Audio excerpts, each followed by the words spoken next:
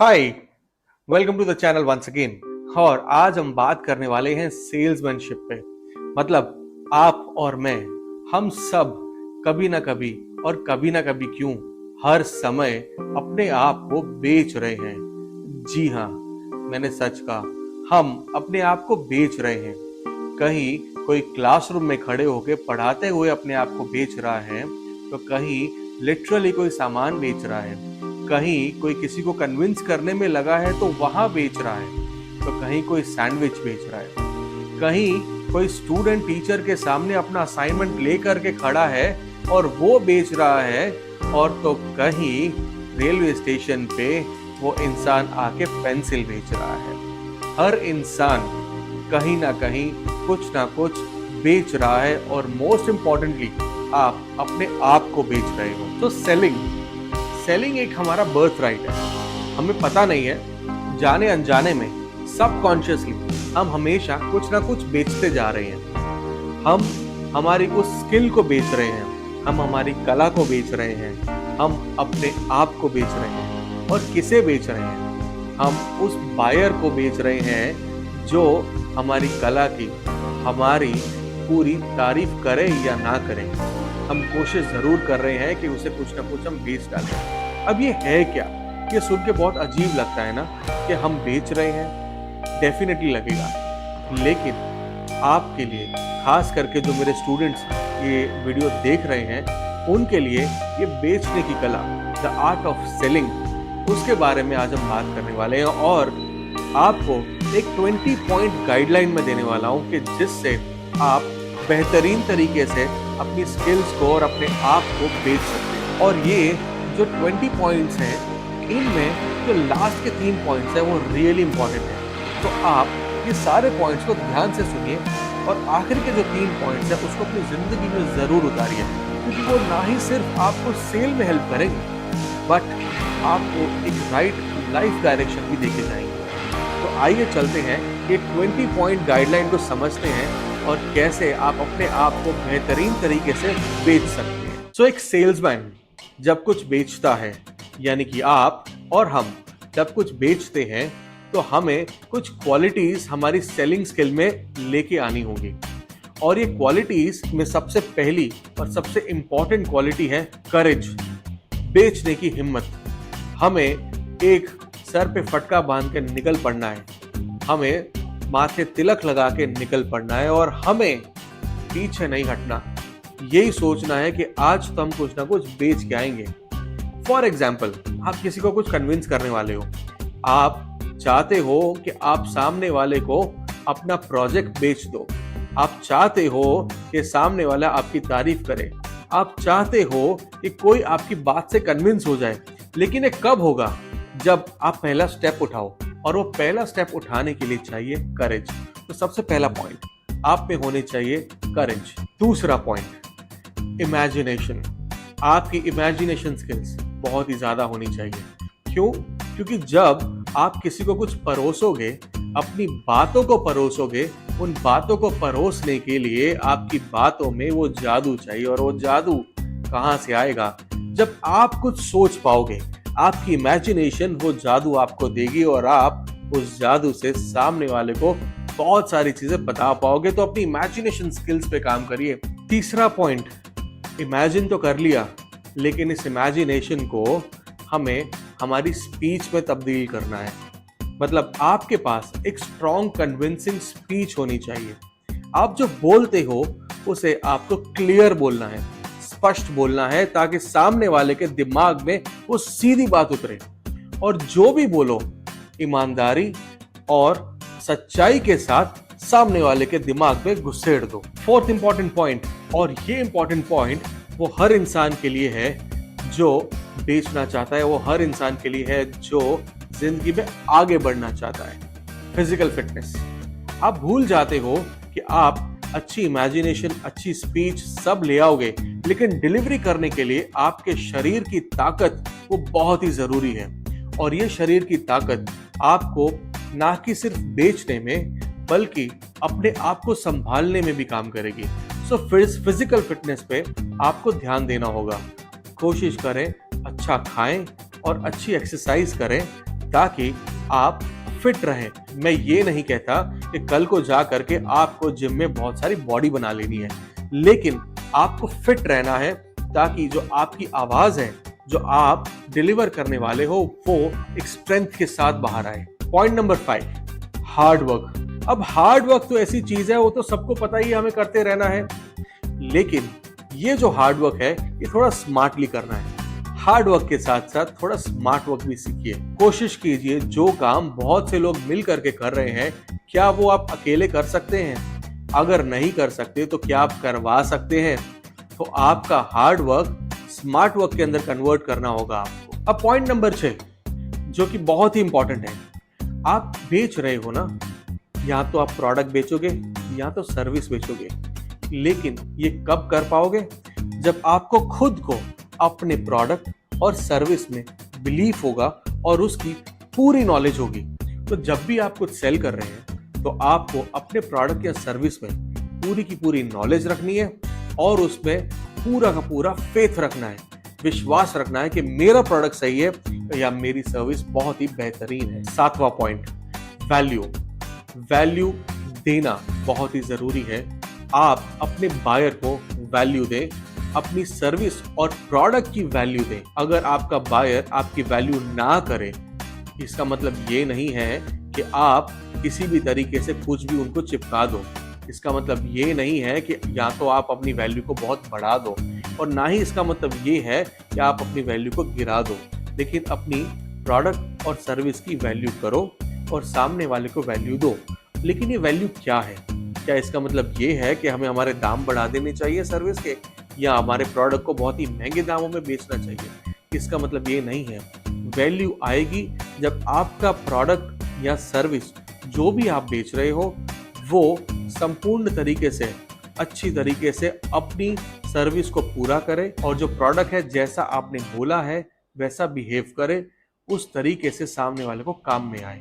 तो आपकी प्रोडक्ट और सर्विस की वैल्यू तब होगी, ना कि सिर्फ दाम बढ़ा देने से। पॉइंट नंबर 8, और ये है आपके कस्टमर के बारे में नॉलेज रखना, जानना अपने कस्टमर को, पहचानना अपने कस्टमर को। क्योंकि इस दुनिया में हर इंसान हमें हमारा कस्टमर लगेगा जरूर, लेकिन सब आपके प्रोडक्ट के सही कस्टमर नहीं होंगे। आपको लगेगा कि शायद ये इंसान मेरा प्रोडक्ट बाई करेगा, ये इंसान मेरी सर्विस बाई करेगा, लेकिन ये ध्यान में रखें, आपकी सर्विस और प्रोडक्ट वही इंसान बाई करेगा जिसको उसकी जरूरत है।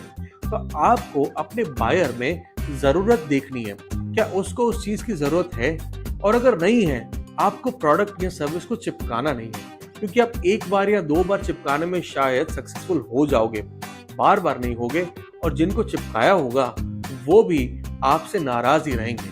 तो ये कभी नहीं करना है। अपने कस्टमर को आइडेंटिफाई करो उसकी जरूरत से, और अगर उसकी जरूरत आपके प्रोडक्ट और सर्विस से पूरी हो सकती है तो उनको वो प्रोडक्ट और सर्विस दीजिए, नहीं तो मत करिए ऐसा। Point number 9, ability to control your buyer. अपने बायर को आप काबू में ले। काबू में ले इसका मतलब ये नहीं कि उसको कहीं वश में कर लेना है। उसका मतलब ये भी नहीं है कि आप जो बोलते जाओ वो मानते जाए। इसका मतलब ये है कि आपके बायर को सही रास्ता दिखाएं और सही रास्ते से उसको काबू में करें। एक छोटी सी कहानी इसके साथ मैं आपको समझाऊंगा। नदी आपको पता है, अगर बहुत सारे बहाव के साथ बढ़ रही है आगे, और मान लो आपको इस नदी के बहाव को रोकना है या इस नदी के बहाव को आपको पलटना है, तो आप क्या करोगे? क्या आप उसके सामने जा करके एक दीवार बना दोगे? आपको लगता है वो रुक पाएगी? बिल्कुल नहीं। इस नदी के बहाव को उसी के साथ लेकर के अगर आप चलेंगे और आगे से एक मोड़ क्रिएट करेंगे और उस मोड़ से आप बहाव को उसमें डालेंगे, शायद वो पूरी की पूरी नदी एक यू टर्न मार दे। आपको उसके बहाव के साथ चलना है। उसी तरीके से आपका जो बायर है, जो आपसे सर्विस ले रहा है या जिसे आप कन्विंस कर रहे हो, उसकी बात में कन्विंस हो करके, उसकी हाँ में हाँ मिला करके, और बाद में उसे इस डायरेक्शन में आप लेके जाओगे कि जहां पर उसको रियलाइज हो जाए कि शायद उसकी बात वो सही नहीं थी और जो आप बोल रहे हैं वो सही है। तो इस तरीके से आपको अपने बायर को कंट्रोल करना है। पॉइंट नंबर 10, आपकी प्लीजिंग पर्सनालिटी। आपकी पर्सनालिटी कुछ ऐसी होनी चाहिए कि सामने वाले को आपके साथ रहने में मजा आए, बोर ना हो, आपको बार बार मिलने का उसे मन करे, आपसे बहुत सारी बातें करने का उसे मन करे। तो अपनी पर्सनालिटी को कुछ ऐसा बनाओ कि सामने वाला आपके साथ रहना चाहे। पकाओ नहीं किसी को, सामने वाले को अपनी तरफ मोहित करो। अब पॉइंट नंबर 11 जिसे बोलते हैं शोमैनशिप, इसका मतलब ये होता है कि आप पार्टी की जान बने। इसका मतलब ये होता है कि आप उस शो की जान बने। Adding colours, adding values to the conversation. मतलब जब आप अपनी सर्विस को बेच रहे हैं, जब आप अपने प्रोडक्ट या सर्विस को पेश कर रहे हैं, उस समय आपकी बातों से, आपके बिहेवियर से आप उस माहौल की जान बने। कोशिश करें कुछ ऐसा करें या कुछ ऐसा बोले जिससे आप कुछ वैल्यू ऐड करें।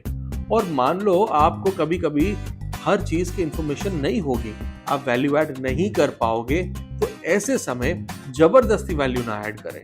शांत रहें, समझें और फिर अगली मीटिंग में या दूसरी मुलाकात में आप वैल्यू ऐड करने की कोशिश करें। कभी भी एडिशनल वैल्यू के देने के चक्कर में आप गलती करना बैठे, और ऐसी गलती कि जो आपकी वैल्यू बढ़ाने की जगह वैल्यू घटा बैठे। तो आपको मुंह खोलना है लेकिन सोच समझ के। आपको कॉन्वर्जेशन में कलर भरना है लेकिन सोच समझ के। 12वां पॉइंट, सेल्फ कंट्रोल, अपने आप पे काबू। आपको भावुक नहीं हो जाना। कभी कभी हम भावुक होके बहुत कुछ बोल बैठते हैं, कभी कभी हम भावुक होके बहुत सारे कमिटमेंट्स दे बैठते हैं। ये नहीं करने। जो पॉसिबल है और जो सही है सिर्फ उतनी ही कमिटमेंट देनी है। जो इम्पॉसिबल है, अननेसेसरी फालतू कमिटमेंट्स नहीं देनी, क्योंकि जो सेल्समैन ओवर कमिट करे और अंडर डिलीवर करे वो बहुत ही बुरा सेल्समैन है। Always try to commit little less, under commit and over deliver. Point number 13, tolerance and patience. ये दो चीजें अपने में ढाल लें। टॉलरेंस उस बात का कि कभी किसी सिनेरियो में आपकी कोई स्ट्रैटेजी वर्क नहीं करे, होगा ऐसा। पेशेंस रखें और उस सिनेरियो को टॉलरेट करें। कभी ऐसा होगा कि बायर आप पे भारी पड़ जाए, सामने वाला आपको क्रॉस क्वेश्चन करे, सामने वाला आपको फालतू क्वेश्चन करे, सामने वाला आपकी इज्जत भी निकाले। लेकिन ऐसे समय थोड़ा सा टॉलरेंस और बहुत सारा पेशेंस ये काम में आएगा। पॉइंट नंबर 14, आपके बायर के बारे में आपको एक एक्यूरेट प्रेडिक्शन और एक्यूरेट थिंकिंग लानी होगी। ये समय के साथ आएगा। शुरुआती दौर में आपको नहीं समझेगा, लेकिन कोशिश करनी है कि आप इंटरप्रेट कर पाओ सामने वाला क्या मूव लेने वाला है, सामने वाला क्या एक्शन लेने वाला है। आप इंटरप्रेट कर पाओ कि अब मेरे ये बोलने से क्या रिएक्शन होगा, और उस रिएक्शन के मुताबिक आप बोलो। मतलब आप कुछ भी काम करने से पहले या कुछ भी पेश करने से पहले उसके रिएक्शन को कैलकुलेट करो और कैलकुलेट करके आप प्रेजेंट करो। Point number 15, persistence. जो मैंने हमेशा से कहा है, परसिस्टेंस, बार बार करते रहे, हारे नहीं। आपका अप्रोच होते रहना चाहिए। एक बार रिजेक्शन, 2 बार रिजेक्शन होते रहेंगे, लेकिन आपका परसिस्टेंस आपको दिलाएगा रिजल्ट्स। आपको भरोसा रखना होगा अपने आप पे। आपको भरोसा रखने होगा कि आप ये कर सकते हैं, और आप उस परसिस्टेंस से सामने वाले को कन्विंस करने की कोशिश करें। लेकिन इसका मतलब ये नहीं है कि आपको चिपकू हो जाना है। अगर सामने वाला ना बोल देता है और क्लियर ना बोल देता है तो उसके बाद जबरदस्ती नहीं करनी, बार बार नहीं जाना। दूसरा क्लाइंट ढूंढिए, दूसरा बायर ढूंढिए। बहुत सारे लोगों को ट्राई करोगे तो कहीं ना कहीं कुछ लोग तो आपकी सुनेंगे। अब पॉइंट नंबर 16, ये है एक हैबिट जो आपको अपने आप में ढालनी है, और वो है ऑब्जर्वेशन की। आपको ऑब्जर्व करना है, देखना है एनवायरनमेंट को, अपने बायर्स को और अपने सराउंडिंग्स को। आपकी ऑब्जर्वेशन हैबिट्स आपको कहीं ना कहीं कुछ ऐसा दिखाएगी जो आपको एक ऐसे हिंट दे जाएगा कि आप कन्विंस कर पाओगे सामने वाले को। आपकी ऑब्जर्वेशन बहुत ही स्ट्रांग होनी चाहिए। आपको हर पल, हर मोमेंट जब आप सेल करने बैठे हो, आपको सामने वाले को ऑब्जर्व करते रहना है, देखते रहने हैं उसके हाव भाव। लेकिन इसका मतलब ये नहीं है उसको स्टेयर करना है, साइलेंट ऑब्जर्वेशन करनी है। अब एक और हैबिट आपको बनानी होगी अपने अंदर, जो है पॉइंट नंबर 17, और ये है habit of giving more. Give more than what you have promised, always and always. ये मुझे सिखाया गया था मेरे एक बहुत अच्छे दोस्त से। उसने मुझे हमेशा से बोला, देख भाई, सामने वाले को जितना प्रॉमिस करो ना, उससे थोड़ा ज्यादा दो। अगर आप बाल कटवाने जाते हो तो थोड़ी सी टिप दे दो। अगर आप रिक्शा में हो तो 2-3 रुपए छोड़ दो। अगर आप कहीं कुछ खरीद रहे हो तो वहां कोशिश करो कि उसका जो दाम आपने तय किया है उससे ज्यादा थोड़ी सी वैल्यू दो, और ये दे करके देखो कितना मजा आएगा। बस यही काम करना है अपने बायर के साथ। आपके बायर को जो आपने प्रॉमिस किया है उससे थोड़ा ज्यादा दो, ताकि उसे भी मजा आए, उसे लगे कि ये इंसान मेरी वैल्यू करता है। और जब आप किसी की वैल्यू करोगे, सामने वाला आपकी वैल्यू करेगा। पॉइंट नंबर 18, आपको अपने फेलियर्स उसको कैसे हैंडल करना है। हमेशा याद रखिए, आपके जो फेलियर्स हैं या कभी कभी आपको जो रिजेक्शंस मिलने वाले हैं, उससे आपको सीखना है, और वो उसको आपको तब्दील करना होगा प्रॉफिट में। कैसे? क्योंकि जब भी आप कुछ गलत सीखोगे, जब भी आप कुछ रिजेक्ट हो जाओगे, जब भी आप फेल हो जाओगे, आपकी एफर्ट्स वेस्ट नहीं है। वो एफर्ट आपको कुछ सिखा के गए हैं कि कैसे आपने सामने वाले को हैंडल किया है। क्योंकि आपके पास और बहुत सारे लोग आएंगे जिनको आपको हैंडल करना है। तो जो भी आपकी पिचेस हैं, अगर वो फेल होती हैं, इसको ट्रेनिंग सेट ऑफ डेटा की तरह देखिए। आपकी ट्रेनिंग हुई और आपको अब दूसरे किसी को पिच करना है और जोर शोरों से। पॉइंट नंबर 19, जो कि बहुत ही ज्यादा इंपॉर्टेंट है, आपका परफेक्ट एम। आप क्या बेचने जा रहे हो, आप जो भी बेचने जा रहे हो, और वो जो आप बेचने वाले हो उस वैल्यू का एम, आपका एम क्या है, ये आपको खुद समझना है। कई बार क्या होता है, हम कुछ बेचने जाते हैं, हम प्रेजेंट करते हैं अपनी सेल्स पिच, हम प्रेजेंट करते हैं अपने प्रोडक्ट या सर्विस, और हम एंड अप करते हैं कुछ भी ना बेचते हुए, क्योंकि हमें ख्याल ही नहीं होता हम करने क्या आए हैं। Sell does not always mean that you have to sell your product and service and have some money against it. Sale at times mean कि you are giving some right guidance, right support and right value to your customer. जरूरी नहीं है कि सामने वाला हमेशा आपसे कभी कुछ खरीदे, वो ही आपकी सेल हुई।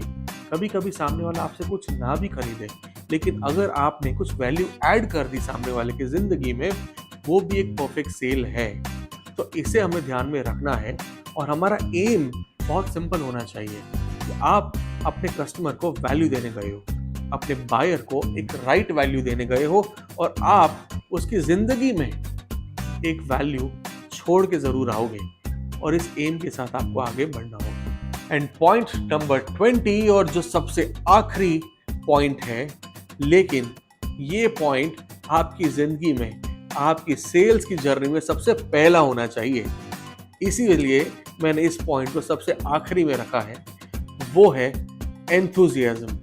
बॉस, जो भी आप काम करो, आप बेचो या ना बेचो, जिंदगी में कुछ भी करो, एंथुजियाज्म के बिना हर चीज फेलियर है, हर एक चीज फ्यूटाइल है, वो प्योर वेस्ट है। तो एंथुजियाज्म को रखना है दबा के अपने अंदर, तो आप एक सही सेल कर पाओगे, आप अपने आप को बेच पाओगे। और इसी एंथुसियाज्म के साथ अगर आपको ये वीडियो बहुत अच्छा लगा हो या थोड़ा भी अच्छा लगा हो, तो उन लोगों तक पहुंचाइए जिसको इसकी जरूरत है, और एक लाइक जरूर देना, और कमेंट सेक्शन में ये 20 पॉइंट्स में से आपको कौन सा पॉइंट आपके दिल को छू गया हो, वो पॉइंट जरूर लिखना। अगर आपको कोई सवाल है, आप पूछना चाहते हैं इसके बारे में और ज्यादा, तो आप कमेंट सेक्शन में पूछिए, आपको मैं कोशिश करूंगा उन सवालों के जवाब ला करके दूं। और इसी एंथुसियाज्म के साथ आपको अपनी सेलिंग की दुनिया में आगे बढ़ना होगा। Cell yourself.